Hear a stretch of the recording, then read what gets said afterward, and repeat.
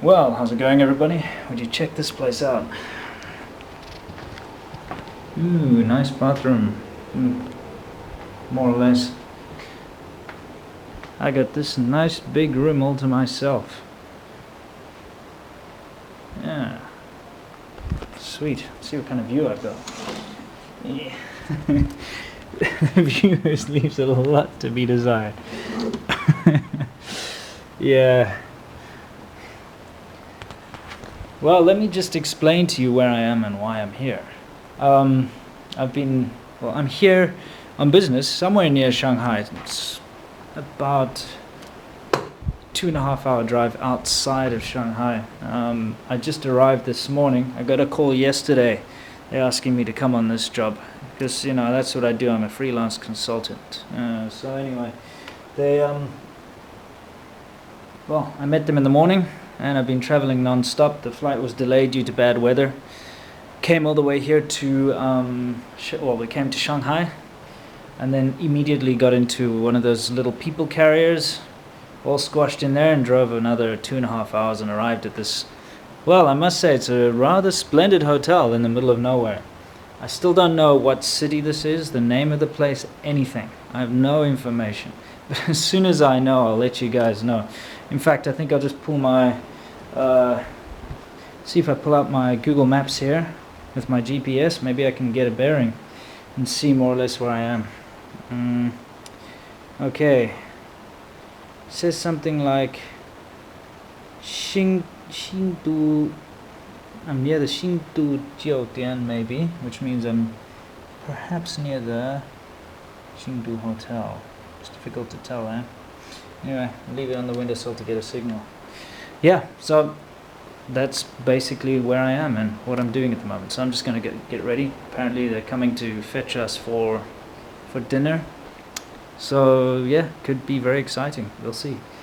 Still don't exactly know what I'm supposed to be doing here yet. But as soon as I know that, I'll let you guys know too. Anyway, that's it for now. Okay, I've just come back from, well, I had a meeting and then a big drinking session, or otherwise known as a dinner, with some very big hotshots in the Chinese government here in Jiangsu. Jiangsu. Sorry, I must admit I am a little bit drunk because they had me downing glasses of very cheap red wine. But that's one thing that sets me apart from the rest here in China, is the fact that China is still the country where the man who drinks the most is the man. And I guess that's pretty much how I make my living. In a way, anyway. So, besides all that stuff, what I wanted to do was now introduce you and explain to you some of the very important Chinese drinking etiquette. And I know in the West we think that Chinese people aren't that civilized, or perhaps we might think that some of the things they do are uncultured, etc. But when it comes to eating, they have a saying which goes something along the lines of, I'll translate the English. It's like, when you're eating, not even the emperor can disturb you. That means eating is very important. And of course, the drinking that goes along with it is even more important. Now I'm going to give you a little demonstration on how to drink with somebody. Now, the thing is, you have to, from the beginning, basically just think of yourself as the lowest of the low. Now what I mean by that is, when you're sitting across from a Chinese guy, you have to show him respect. This is unless, of course, you've earned your own respect. I'm going to show you how to do that.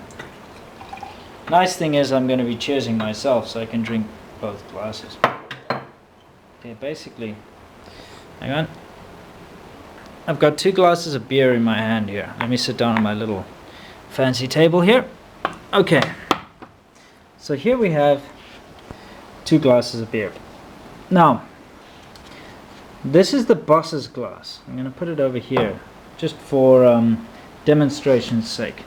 And this is my glass. Now I have to position the camera because Otherwise I can't do this properly. Okay, I'm going to position the camera right there. You can see.